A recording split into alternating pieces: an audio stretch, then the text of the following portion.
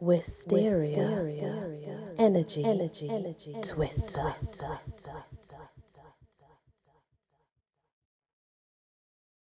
Hello everyone, welcome back to the Legends of Britany and the darker side to the Legends of Britany. People and stuff, you know. Comorre the Cursed. Has it been said, the story of Jazz Diretz is connected by tradition with that of Bluebeard, but it is probable that this traditional connection arises simply from the association of two famous tales. The other legend in question is that of Comorre the Cursed, whose story is told in the frescoes which cover the wall of the church of Saint Nicholas de Bouzy, dedicated to Saint Tryphine, in which the tale of Bluebeard is depicted as the story of the saint, who in history was wife of Comorre.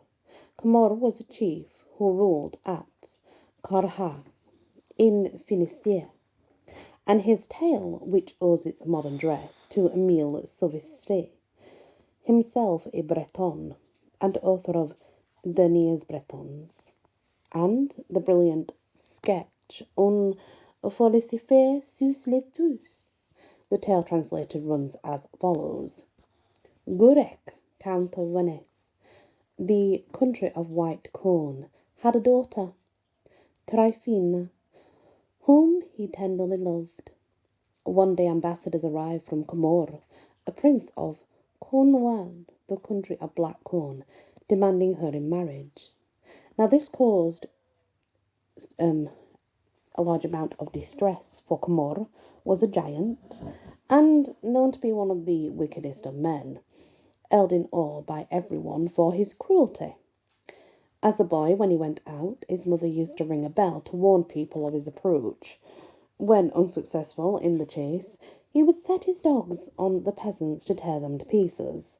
But most horrible of all, he had had 4 wives, and they'd all died one after the other. It was suspected either by the knife, fire, water, or poison. The Count of Venice, therefore, dismissed the ambassadors and advanced to meet Comorre, who was approaching with a powerful army.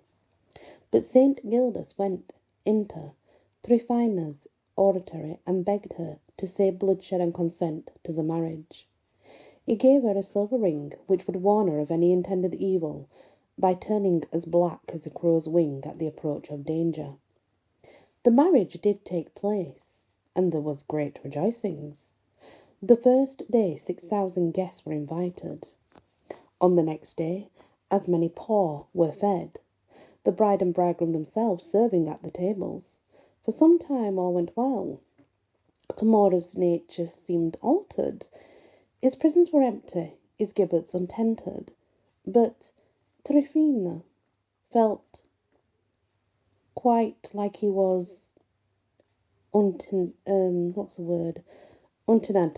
that he needed it, yet it wasn't happening, and she had no confidence in that. And every day she would pray at the tombs of his 4 wives. At this time, there was an assembly of the Breton princes at Rennes, which Comorre was obliged to attend. Before his departure, he gave Tryphine his keys, desiring her to amuse herself in his absence. After 5 months, he unexpectedly returned and found her occupied trimming an infant's cap with gold lace. On seeing the cap, Comorre turned pale, and when Tryphine joyfully announced to him that soon he would be a father, he drew back in a rage and rushed out of the apartment. Tryphine saw that her ring had turned black, which betokened danger. She knew not why. She descended into the chapel to pray. When she rose to depart, the hour of midnight struck. Suddenly a sound of movement in the silent chapel chilled her at the heart.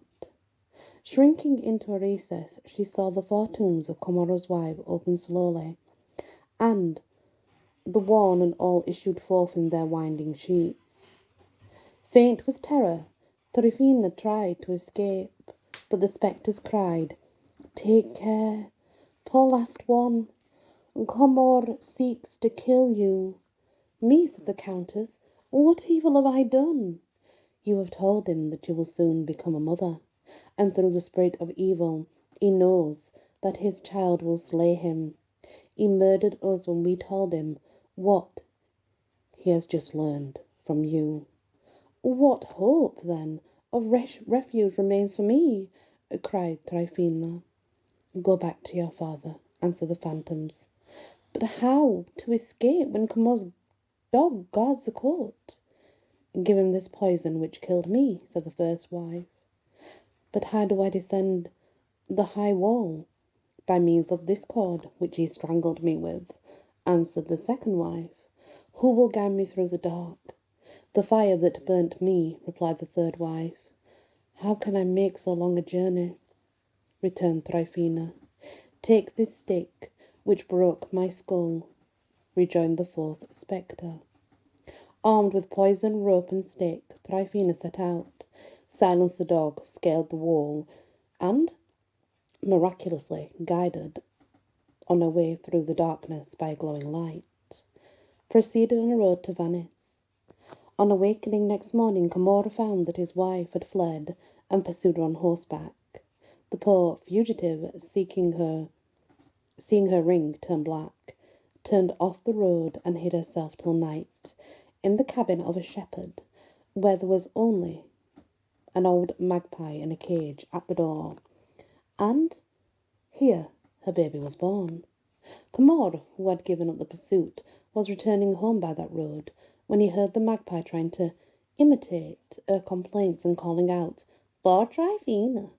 Guessing that his wife had passed that way, he set his dog on the track. Meanwhile, Tryphena felt she could proceed no further, lay down on the ground with her baby boy, and she clasped the child in her arms and saw over her head a falcon with a golden collar, which she realized as her father's. The bird came at her call, and giving it the warning ring of St. Gildas, she told it to fly with it straight to her father. The bird obeyed and flew like lightning to Venice. But almost at the same instant Comorre arrived. Having parted with a warning ring, Tryphena, who had no notice of his approach, had only time to conceal her babe in the cavity of a tree, when Comorre threw himself upon her, and, with one blow from his sword, severed her head from her body. When the falcon arrived at Venice, he found the Count at dinner with St. Gildas. He let the ring fall into the silver cup of his master, who, recognizing it, exclaimed, "My daughter is in danger. Saddle the horses, and let St. Gildas accompany us." Following the falcon, they soon reached the spot where Tryphena lay dead. After they had knelt in prayer, St. Gildas said to the corpse, "Arise, take thy head and thy child, and follow us." The dead body obeyed. The bewildered troop followed, but, gallop as fast as they could, the headless body was always in front, carrying the babe in her left hand and a pale head in her right. In this manner they reached the castle of Comorre. "Count," called St. Gildas before the gates, "I bring back thy wife, such as thy wickedness has made her, and thy child, such as heaven has given it thee. Wilt thou not receive them under thy roof?" Comorre was silent. The saint 3 times repeated the question, but no voice returned an answer. Then St. Gildas took the newborn infant from its mother and placed it on the ground. The child marched alone to the edge of the moat, picked up a handful of earth, and, throwing it against the castle, exclaimed, "Let the Trinity execute judgment." At the same instant the tower shook and fell with a crash. The walls yawned open, and the castle sunk, burying Comorre and all his partners in crime. St. Gildas then replaced Tryphena's head upon her shoulders, laid his hands upon her, and restored her to life, to the great joy of her father. Such is the history of Tryphena and Comorre. And that is the story of the Comorre the Cursed. Another type of Bluebeard situation, as you can tell, because as you know, Bluebeard generally he had multiple wives and they all ended up dead.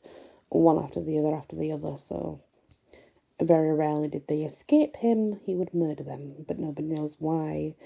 But they do believe that's kind of where Bluebeard comes from. He comes through, sort of from the legend of the story of Comorre and the legend of Giles de Retz, as he was he became quite the murderous one, didn't he? After fighting with Joan of Arc and all that, which is hard to believe, but he did. Thank you for listening, and many blessings. Wysteria. Energy. Twister.